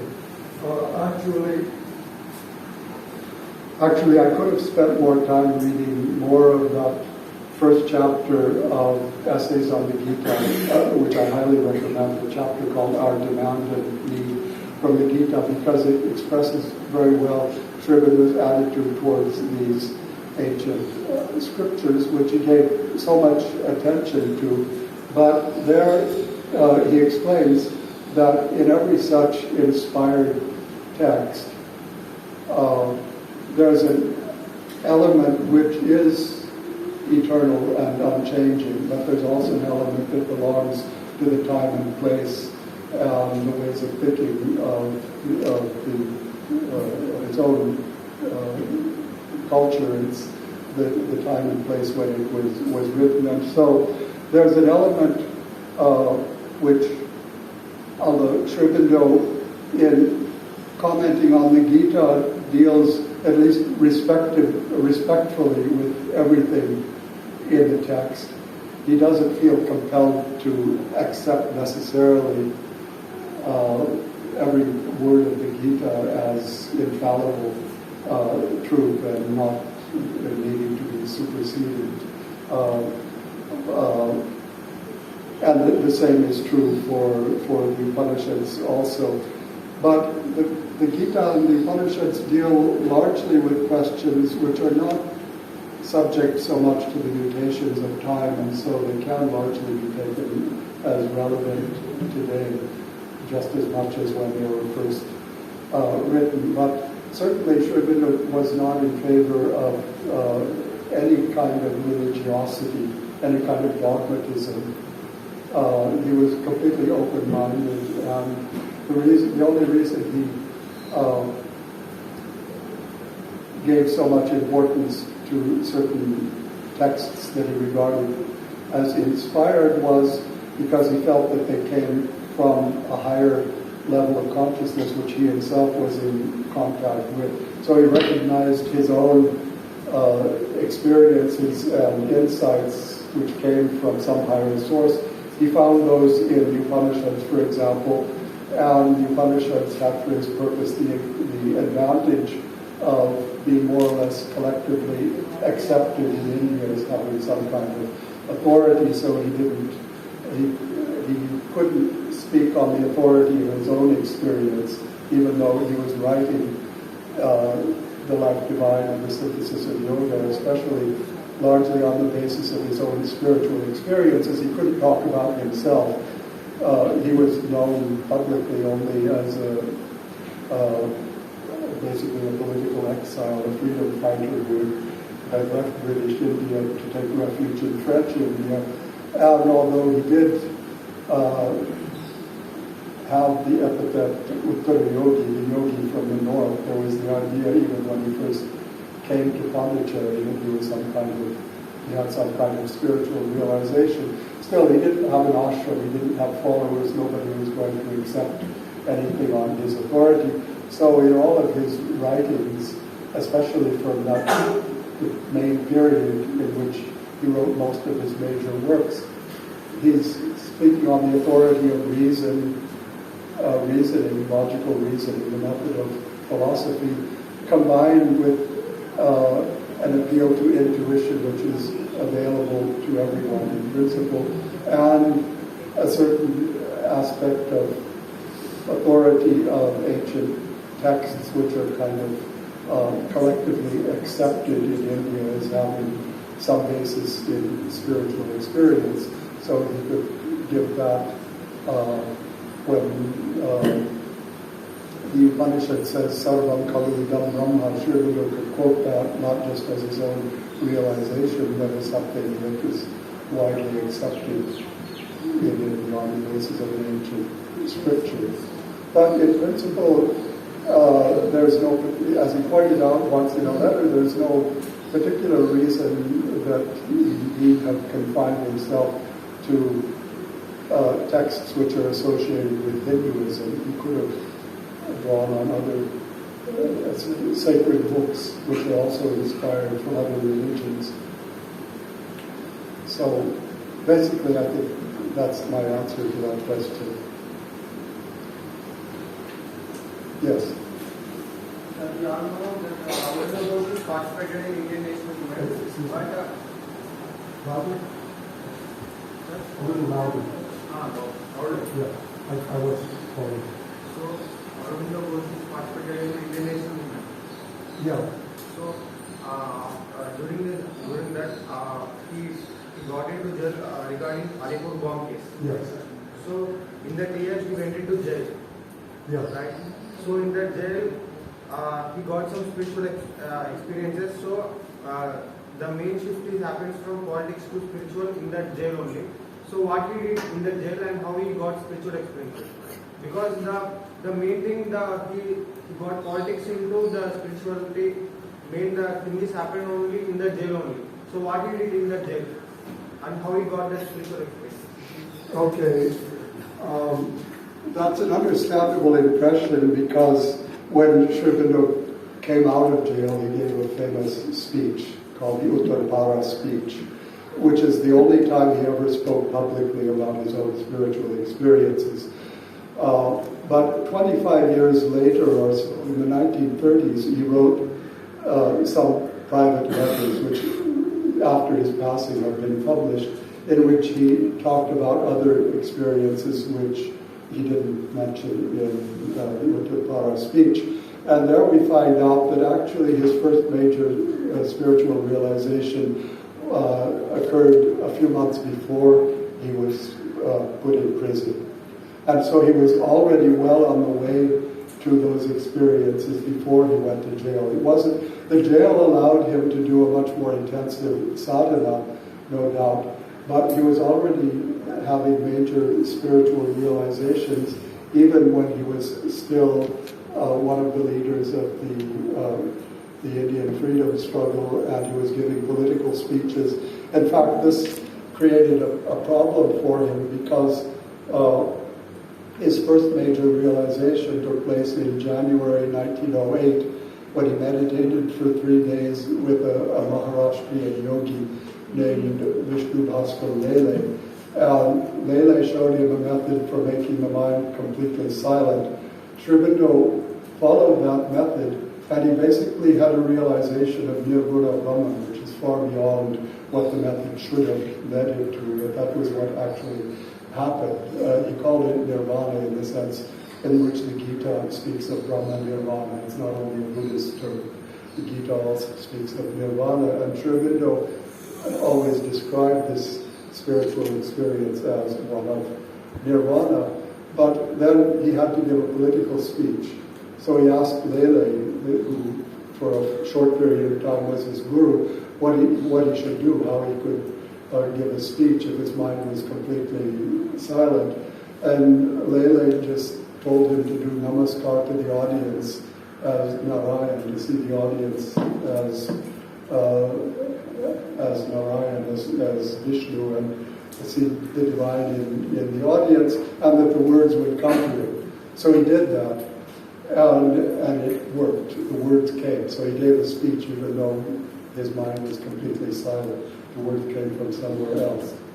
So this at least is his own account of how he was. He writes in essays on the Gita about this possibility. There's a chapter, for example, called Nirvana and Works in the World, which is based on the Gita. It's a commentary on verses in the Gita, but it's also based on his own experience. He found that in fact it's possible because what nirvana means literally extinguished, blown out. But what is blown out is the ego. But one can still, especially if one has been able to come into some kind of contact with a dynamic divine consciousness which can guide the movements without needing the use of the mind, then one can do that much better if the ego is gone. And so this is what he calls karma yoga. He started actually as a karma yogi. This was his understanding of the karma yoga of the Gita, which was the first aspect of the Gita's teaching that he practiced. Later on, the last part that came to him, the one that he didn't have much natural affinity, was the aspect of bhakti in the Gita. He was not a natural devotee or bhakta, although he did see Krishna. He saw he had the realization after Nirguna Brahman, of Saguna Brahman, and the divine personality in the form of Krishna. But he didn't approach spirituality through bhakti as was commonly done later on. But karma and jnana, the synthesis of these two aspects came quite naturally to him. So he was able to have spiritual realizations even in the midst of his political activity. Nevertheless, there's no doubt that the year in Alipur jail greatly accelerated his spiritual development because he could concentrate entirely on that.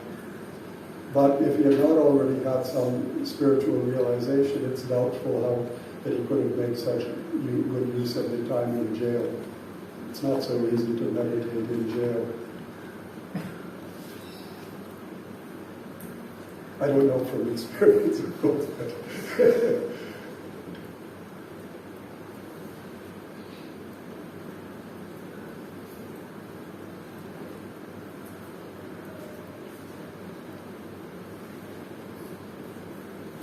maybe that's it.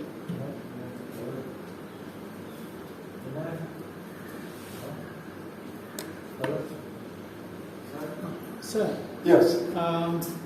let's take him to be transcultural thinker. That's Yeah. fine. Yeah.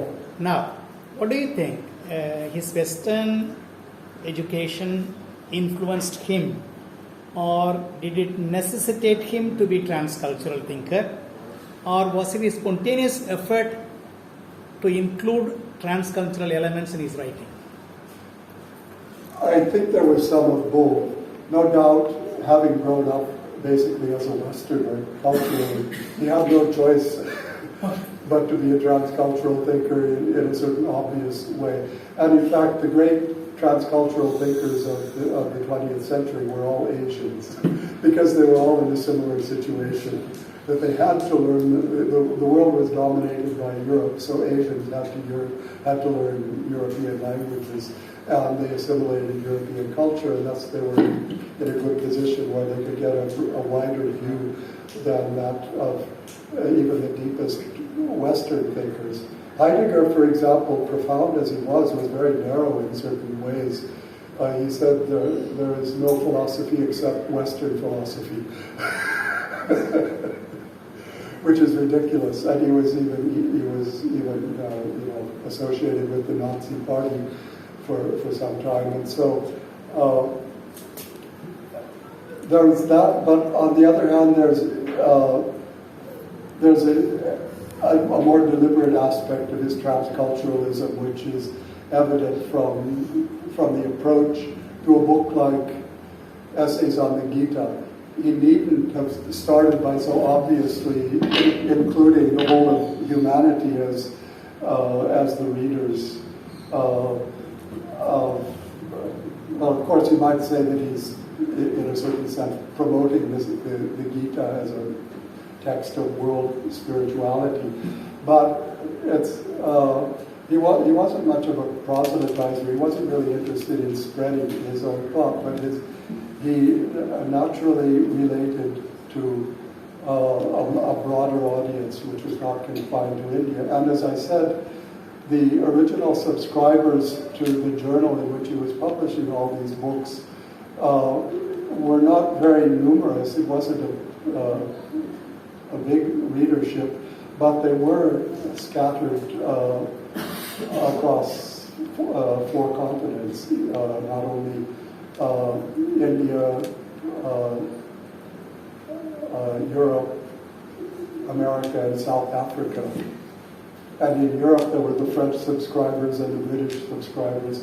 So he had a very wide readership in that sense, even though not a very big, there wasn't a very big subscription. It was, I think, less than 100 or something. But very well distributed throughout the world, and so Aurobindo was writing for an international audience. And so he naturally then takes the appropriate stance for relating to such an audience. And the very purpose of the journal was a synthesis. The synthesis of East and West was announced from the very beginning. But even in his writings from his more nationalistic period, those he didn't publish mostly, but they've been published since then from his notebooks. He just had that mentality of having grown up, not just the fact that he grew up in England, but that he had been profoundly immersed in European literature through and in several languages. First the classics, which were his subject at Cambridge, Latin and Greek, but also French, Italian, German, Spanish. He learned all of those languages for the sake of reading the literature. So he was a thoroughly Europeanized individual before he even came back to India, and then he immediately set about sort of re-Indianizing himself, learning Sanskrit, Bengali. He had some knowledge of some other Indian languages, but mostly, and later on Tamil, after he came to Puducherry and Subramanian and translated some Tamil, just not very much, but it's very interesting that he did that. He translated the opening of Puducherry and some of hymns of the Arvars and Nayanmars. There's a very beautiful hymn of Nam-Arvar, which describes the descent of the gods on earth. Even in his coming back to India, he didn't become a typical Bengali either. First, he was stationed in Baroda for most of that time, and only the last few years he was in Calcutta, but he never, although he learned Bengali well enough that he could write one volume of his 36 volumes of complete works are in Bengali, even a few pages in Sanskrit. But he never thoroughly Indianized himself, and always, I think, but especially after he came to Puducherry, he stopped referring himself to himself as a Hindu. He had done that for about 3 or 4 years, I think 4 years. My colleague Peter Heath has studied this, the period of time during which Aurobindo identified himself as a Hindu. It was during the period of his political activity, and it continued for a couple of years after he came to Puducherry, writings that we find in his notebooks. But when he started publishing his philosophical writings, beginning with The Life Divine and the others, he completely dropped the identification of himself as a Hindu and hardly even referred to Hinduism as such. He refers to the Veda Upanishads and Gita, but doesn't call them Hindu scriptures.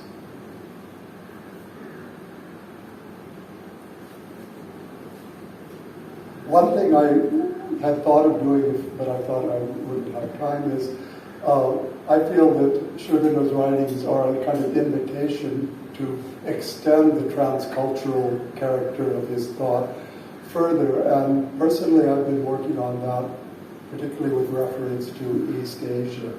I went to China about 5 years ago, and I gave some talks on Aurobindo and Chinese philosophy there, and I've spent about 10 years studying Chinese, and I've also studied Japanese and Korean, and I'm very interested in connecting, making more of a connection between Aurobindo and East Asia, which in the case of China is fairly easy because there was a prominent scholar and artist named Xu Fancheng in the ashram, is known as Wushu, who lived for more than 25 years in Aurobindo ashram from the 50s to the late 70s, and then went back to China and became very highly respected in China until his passing around 2000 or so. And a biography of him in Chinese was published, and many Chinese came to know about Aurobindo through him. But also they associate Aurobindo with Tagore, who is well known and very much loved in China. I've seen, in studying Chinese, I watched quite a few Chinese films, and in at least 2 films that I can clearly remember, which were just popular films, not art films, but they show Chinese young people reading the poetry of Tagore. And it's something that obviously appeals to the Chinese. There was recently a conference in Beijing. I didn't go for it because I found out about it too late, but commemorating 100 years since Tagore's visit to China. So partly because the Chinese love poetry, but partly because of Tagore's visit to China. Tagore is quite well known. Gandhi, of course, is well known, but not necessarily more than Tagore or even more than Aurobindo. When I was visiting Shenzhen University, where I gave a talk, there was a small department of Indian studies there. There I saw a big bust of Tagore in the central grounds of Shenzhen University. And on the back there's an inscription that refers not only to Tagore as the poet sage, in Chinese of course, but it refers to Aurobindo as the philosopher sage, and to Gandhi as the hero sage. So these are the three, they're regarded by, these 3 Indians are regarded by many Chinese as the 3 modern sages.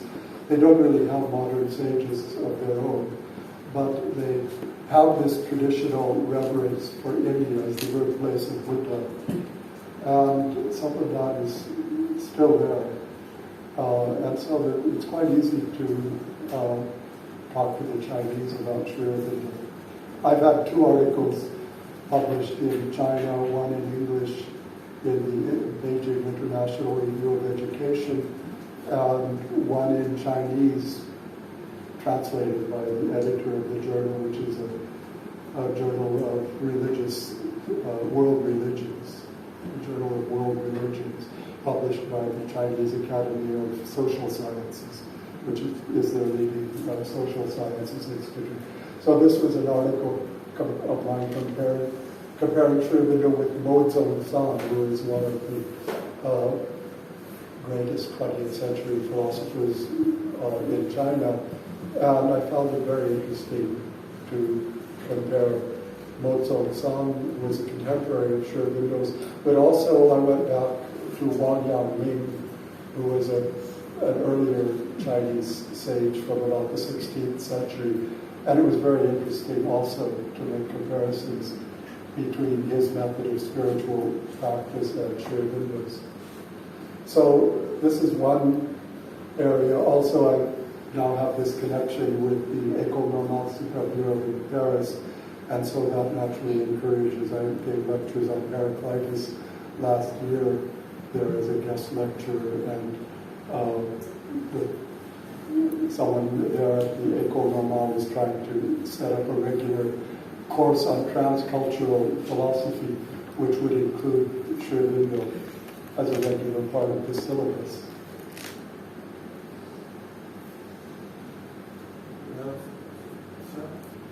Yeah. Adding to the question, I have one small doubt. Then, the revolution time, many more places there, then why Aurobindo selected Puducherry for spiritual purpose? What? I didn't quite understand. Sir, that revolution time, Yeah. many more places there, then why Aurobindo selected Puducherry for spiritual purpose? He didn't select it for spiritual purpose. He selected it because it was under French rule. It was the capital of French India. One can explain it in a different way for Aurobindo's followers. His followers don't even like to admit that there was a rational reason for coming to Puducherry. Many of them say he heard a voice, an adesh, a command, a divine command telling him go to Puducherry. They like to leave it at that. But it was a perfectly sensible thing to do because he was. The British were still after him. They were still trying to get him. He was being constantly spied on. So during the first 10 years, at least, that he was in Puducherry, he never went out of the house, hardly. He did, I guess. He just went out of the house a few times. But basically, he stayed in the house, and he occasionally, in his diary that he was keeping at that time, refers to the spies that were watching him. He knew who they were. You could see that he was being spied on. But they couldn't get him because the French, had a sort of rivalry with the British and weren't overly eager to be cooperating with the British. So they welcomed. I think that was part of why Bhutani came to Puducherry also, wasn't it? Somebody who knows more about Subramanian Bhutani? Yes, Bharatiya. Yeah, he came to Puducherry. He was previously in Chennai. He came to Puducherry, and I think it was partly for the same reason. And then they became good friends. Aurobindo studied Tamil with Bharati and was teaching him to read the Vedas.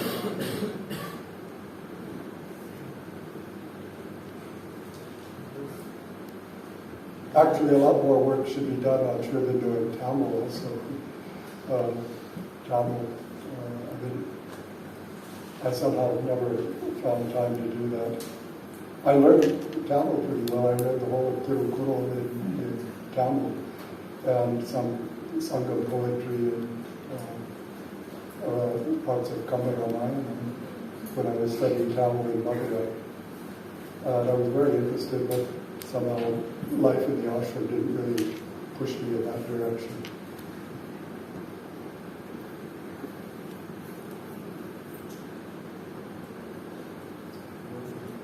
There's no question, guys.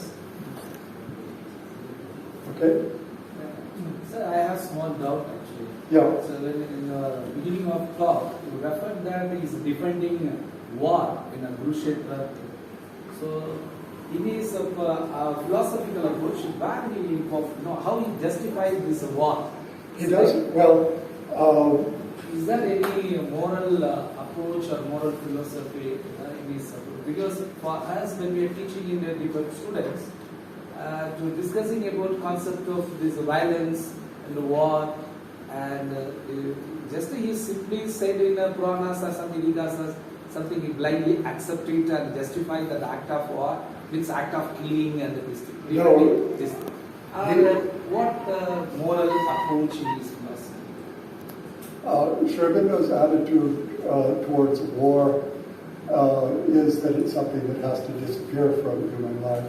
But the other part of his attitude is that it's something that hasn't yet disappeared from human life. So there was a time when it was very necessary to fight Hitler, for example. Aurobindo was completely opposed to Gandhi's view that Hitler should not be resisted, that one should use satyagraha to resist Hitler. Hitler would have been delighted. He would have just taken over the world, and we would all be speaking German instead of English.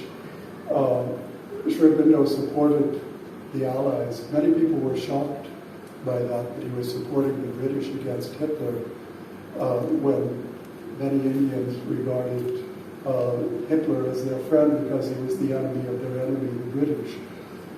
But I think Aurobindo anyway, that wasn't his take on it.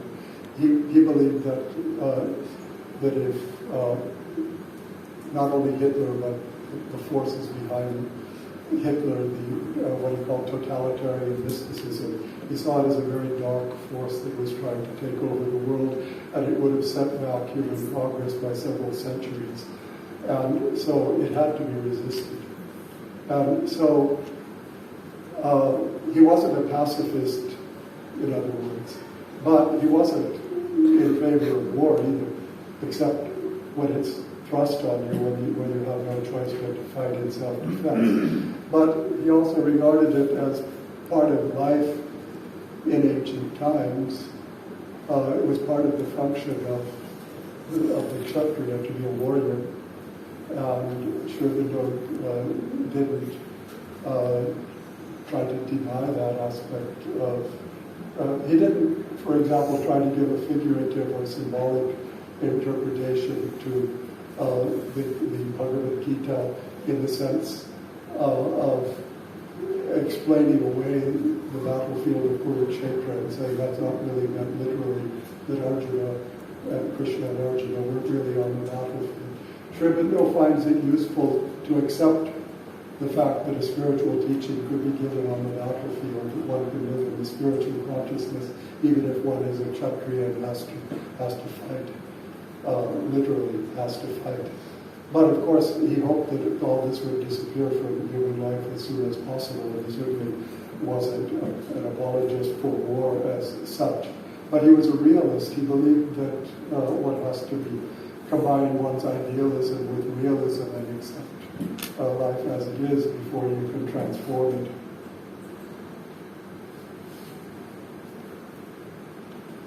So he would have, for example, supported Ukraine in fighting back against the Russian invasion. There's no doubt about that.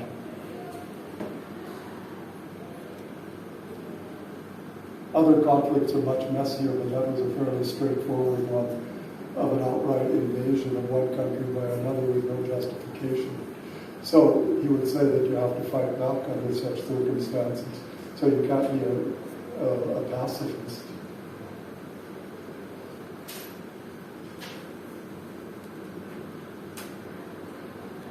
But certainly he says that ahimsa is better. Ahimsa is part of the highest spiritual ideal. But war will disappear if things go the way Aurobindo hoped, through a change in the human consciousness. But he didn't believe that a war is going to disappear as long as the human consciousness remains exactly what it has been up till now.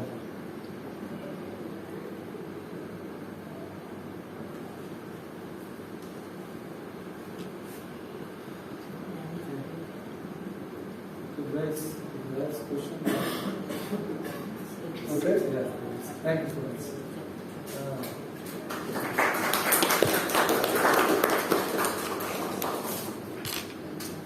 Thank you so much, sir. Now I invite our MA student, first year, Ms. Fasna, to give a vote of thanks.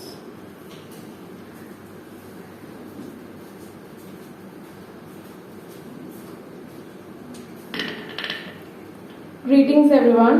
It has been such an honor to be a part of this wonderful event of honoring 152nd birth anniversary of Sri Aurobindo, poet, nationalist, writer and philosopher. On behalf of our Department of Philosophy, I would like to extend my heartfelt gratitude to the esteemed chief guest, our respected Registrar in Charge, Puducherry University, Dr. Rajneesh Bhutani. We highly appreciate you for gracing the event with your presence.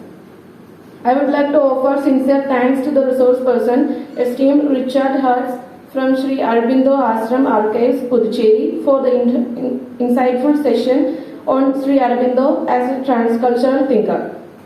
I am also very grateful to our faculty members, Dr. Velmurugan Sir, Head in Charge, who coordinated this wonderful section, Professor B.R. Shantakumari Ma'am, Professor S. Indira Ma'am, and Father Dr. Jonas. Students and the scholars of Philosophy Department as well as various departments who joined us throughout the event. Thanking each and everyone present here, and a big round of applause for who taken part in arranging the event for today and helping us to make this event a successful one. Thanks to all.